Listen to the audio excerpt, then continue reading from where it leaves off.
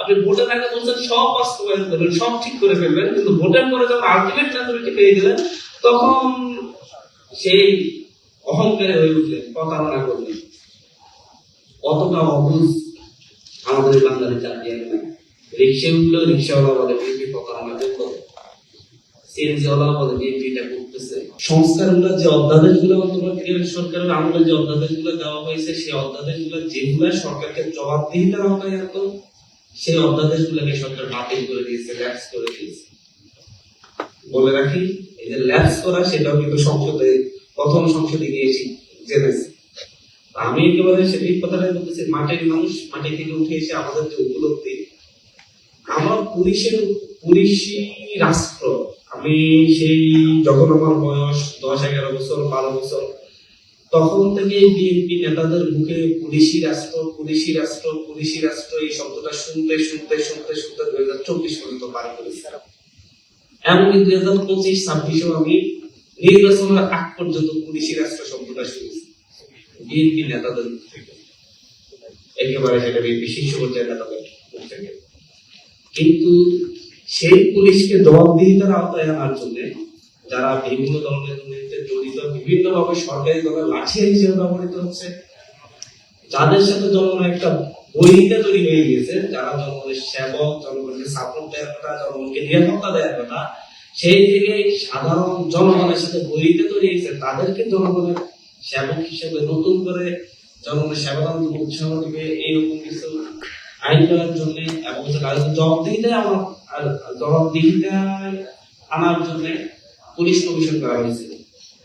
সেই police commission নিয়ে কিন্তু হচ্ছে আমাদের এই সংস্কার কমিটি যারা ছিল, যারা হচ্ছে কমিশন অংশগ্রহণ করেছিল, তাদের কিছু কিছু জায়গায় দ্বিমত ছিল যে পুলিশ কমিশন কিভাবে গঠিত হবে, মেম্বাররা কিভাবে সিলেক্টেড হবে, সেই জায়গায়ও তখন মূলত বিএনপি যেভাবে মোটামুটি প্রপোজাল দিয়েছিল সেই রকম ভাবে মোটামুটি পুলিশ কমিশনটা প্রেপারেশন পরিষ্কার করা হয়েছিল, এবং সেভাবে পুলিশ কমিশন গঠন করা হয়েছিল। আমরা সেখানে বিরোধিতা করছিলাম, বলছিলাম যে পুলিশ কমিশন এভাবে না হয়ে এইভাবে হলে আরো শক্তিশালী হতো।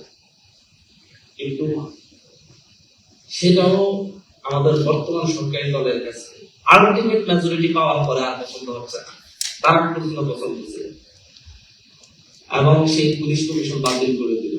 পুলিশ কমিশন যদি হতো, আমরা পুলিশের বদলি গুলার একটা নিয়মের ভিতরে আনা যেত, রাজনৈতিক বিবেচনায় সহজে বদলি হতে পারত, এবং পুলিশের প্রধান আইজিপি নিয়োগের ক্ষেত্র পুলিশ কমিশন ভূমিকা রাখতে সরাসরি সরকার নিজের পছন্দের ব্যক্তিকে কাউকে আমরা ঢাকার জেলা রেজিস্ট্রি করা হতো, দেখতাম যে মন্ত্রীর ওয়াইফকে কিন্তু মিডিয়াতে বড় বড় নিউজ, প্রথম নারী এসপি হলেন নোয়াখালী জেলার, প্রথম নারী এসপি হলেন, কিন্তু আসলে তো উনি দেখতে আরো ভালো মন্ত্রীর ওয়াইফ সরাসরি ঢাকা জেলা এসপি, এগুলো যোগ্যতার বিবেচনায় পুলিশ কমিশন করতে পারত। এবং পুলিশের বিরুদ্ধে কোনো অভিযোগ যদি জনগণ দিতে চাইতো, সরাসরি পুলিশ কমিশনে দিতে পারত, এবং তারা সরাসরি স্বাধীনভাবে তদন্ত করে একটা রিপোর্ট পেশ করতে পারত। কিন্তু সেই অপশনটা আমাকে বন্ধ করে দিল। আমরা জবাবদিহিতা আনতে হবে। আমাদের এখানে গুম অধ্যাদেশ করে গুম কমিশন গঠন করা হয়েছিল, এবং গুম কমিশন দুর্নীতি দমন কমিশনের মতো একটা কমিশন, যে কমিশনের মাধ্যমে মূলত স্বাধীনভাবে যে কোনো গুমের অভিযোগের তদন্ত করতে পারত, এবং তারা সেই তদন্ত অনুযায়ী একটা মামলা করতে পারত। কিন্তু সেই গুম কমিশন অধ্যাদেশ বাতিল করে দিয়ে, এখন যখন আমরা গুম অধ্যাদেশ নিয়ে কথা বলে আমি সংশোধন করেছিলাম, আমাদের স্বজন শেখ হাসিনার যেরকম স্বজন হারানোর বেদনা ছিল, আমাদের এই সরকারের অনেক স্বজন হারানোর বেদনা মানে খুব আবেগী হয়ে উঠে। মনে হয় যেন ওনারা গুণের শিকার হয়েছেন বলে আমরা এখন গুম কমিশন গঠন নিয়ে আমরা কথা বলতে পারবো না, সব কথা ওনারাই বলবেন, কারণ ওনারা গুণের শিকার হয়েছেন, সো ওনারা যেটা বলবেন সেটাই ঠিক। এবং গুম কমিশনের যে আইন, সেই আইনের মাধ্যমে যে কোনো গুণের তদন্ত হতো, কিন্তু সরকারের কিছু গুম কমিশনকে একটা প্রথমে হচ্ছে এটাকে সংশোধন করে বলছে, দিয়ে সংশোধিত বিল হবে, সেখানে তারা প্রপোজাল দিচ্ছে যে গুম কমিশনকে একটা মন্ত্রণালয়ের অধীনে আনবে, সরাসরি এটাকে স্বাধীনতা দিবে না, এবং মন্ত্রণালয়ের অধীনে কারা কাজ করতে হবে। কিন্তু পরবর্তীতে সেটাও বাতিল করে দিল, গভর্নমেন্ট এখানে থেকে মানে চুরিটা করলো আমাদের সাথে, তারা বলতে চাচ্ছে যে গুম মানবতা বিরোধী অপরাধ, এটা আইসিটি অ্যাক্টে বিচার হবে। অথচ আইসিটি অ্যাক্ট মানে ইন্টারন্যাশনাল ক্রাইম ট্রাইব্যুনালে যদি বিচার হতে হয় তাহলে এটা হচ্ছে একেবারে একটা গোষ্ঠী, একটা জাতি গোষ্ঠীর বিপরীতে ব্যাপক হারে গুম হইতে হবে। এখন আজকে আপনি গুম হলেন বা আমি গুম হলাম, অন্য কেউ গুম হলো, সেই ক্ষেত্রে কিন্তু এখন কার কাছে বিচারের জন্য যাওয়ার কোনো সুযোগই নেই। এটা কিন্তু কোনো ফৌজদারি অপরাধ হিসেবে হলে আপনার কেউ আপনার উপর হামলা করলো, মারলো, কাটলো, এটার জন্য আপনি বিচার চাইতে পারবেন। গুম কমিশন অধ্যাদেশ বাতিলের মধ্য দিয়ে, এটাকে আইনের না করার মধ্য দিয়ে আপনি যদি 2-4 বছর 5 বছর যদি একজন সিঙ্গেল করে যদি একজন গুম হয়ে থাকে, এটা কোনো বিচার পাবে না। এভাবে সরকার মূলত হচ্ছে একেবারে সরেন আপনি, আমি সময় দিতে দেওয়া হয়েছে, এরকম আরো কিছু কথা বলার ছিল ধরে ধরে গুম কমিশনের মতো, পুলিশ কমিশনের মতো, আমাদের সুপ্রিম কোর্ট সচিবালয়, এই সবকিছু মূলত হচ্ছে বিএনপি যখন ক্ষমতার বাইরে ছিল, এই সবকিছু তখন দেখতে হচ্ছে বিএনপি চাচ্ছে, ওনারাই চাচ্ছিলেন। আমাদের কাছে মনে হচ্ছে আমাদের কথা ওনারাই বলে ফেলতেছে 31 দফা দিয়ে, এরপর হচ্ছে বিভিন্ন ভাষণে সব পরিবর্তন করে ফেলবে, কিন্তু ক্ষমতায় যাওয়ার পাল্টে গেল। এবং সবচেয়ে বেশি যে কথা হচ্ছে জনগণ আমাদেরকে সাপোর্ট দিয়েছে, 200 আসন পেয়েছি, আমরাই সংবিধান সংশোধনের অধিকার রাখি। যদিও আমরা সংবিধান সংশোধন চাই, আমরা বড় ভোটার হিসেবে সংবিধানের রিফরমেশন চাই।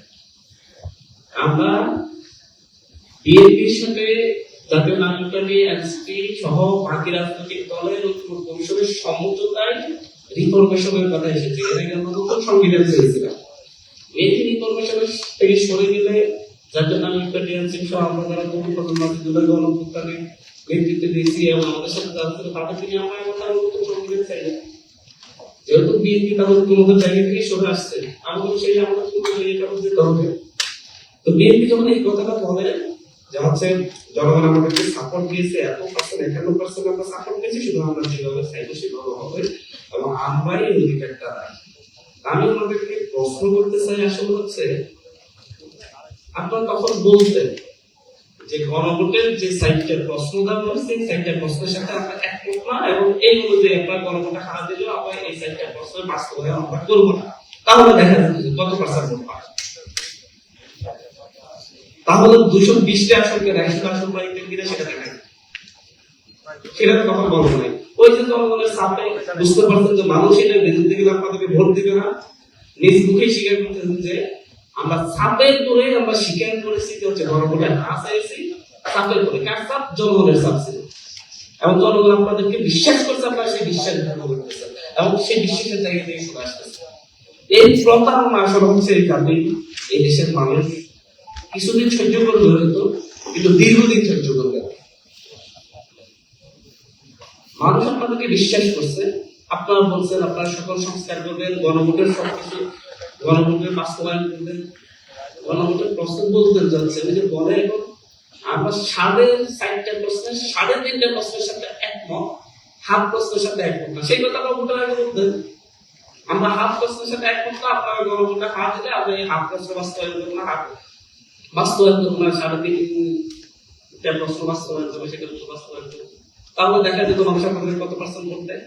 আপনি ভোটের আগে বলছেন সব বাস্তবায়ন করবেন, সব ঠিক করে ফেলবেন, কিন্তু ভোটের পরে যখন আলটিমেট মেজরিটি পেয়ে গেলেন তখন সেই অহংকারে হয়ে উঠলেন, প্রতারণা করলেন। অতটা অবুঝ আমাদের বাঙালি জাতি না। রিক্সা উঠলো, রিক্সাওয়ালা বলে বিএনপি প্রতারণা করলো, সিএনজিওয়ালা বলে বিএনপি এটা করতেছে। এবং লেটেস্ট গতকালকে দেখলাম যে হচ্ছে এই ব্যাখ্যায় একজন মন্ত্রী খেলা দেখতে গেলেন, সেই ক্রিকেটের স্টেডিয়ামে ওনাদেরকে ক্যামেরা ধরানোর পরে পুরো সব যুক্ত একসাথে মনে হয় তারা সবাই যুক্ত। এটা বাস্তবতা, মাঠের বাস্তবতা।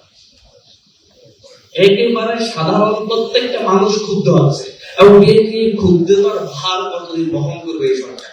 আমরা চাই এই সরকার 5 বছর শেষ করে সুন্দর একটা নির্বাচনের মধ্য দিয়ে তাদের সমস্যাটা আছে। কিন্তু যেভাবে সরকার যে পথে যাচ্ছে আমার মনে হচ্ছে সরকার নিজেই দেশকে কাটতে পারছে না। যেভাবে মানুষদেরকে ক্ষুব্ধ করে তুলছে, যেভাবে জ্বালানি সম্পর্কে মিথ্যাচার করছে। আপনার এই যে উবার চালক যারা জীবিকা নির্বাহ করে উবার চালিয়ে তারা তেল পায়নি গত 2 মাস ধরে, তাদের সংসার কিভাবে চলতেছে? এই সংসার কি হচ্ছে সরকারের সেই ফ্যামিলি কার্ড দিয়ে চলতেছে, কৃষি কার্ড দিয়ে চলতেছে। এই টাকার লাভ যখন একজন মানে মহিলাদের কর্মক্ষেত্র তৈরি না করে নারীদের, আসলে তাদেরকে বসিয়ে বসিয়ে টাকা দেওয়ার ব্যবস্থা করতেছে। এটা মুদ্রাস্ফীতি তৈরি হবে এবং পুরো জাতি এটা ভোগ করবে। এই ধরনের অবাস্তব কাল্পনিক কিছু ডিসিশন নিয়ে মূলত দেশের অর্থনীতি, দেশের মানুষের চিন্তা, দেশের মানুষের যে আকাঙ্ক্ষা সব থেকে সবাই গলা টিপে পড়ছে। অনেক কথাই ছিল, আর কথা বলবো না, শুধু সর্বশেষ বলবো, সরকার মুখে মুখে বলে সবার আগে বাংলাদেশ, কিন্তু বাস্তবে সরকার সবার আগে এসালাম, সবার আগে মানব পাচারকারী, অর্থ পাচারকারীদের জায়গায় করে দিচ্ছে।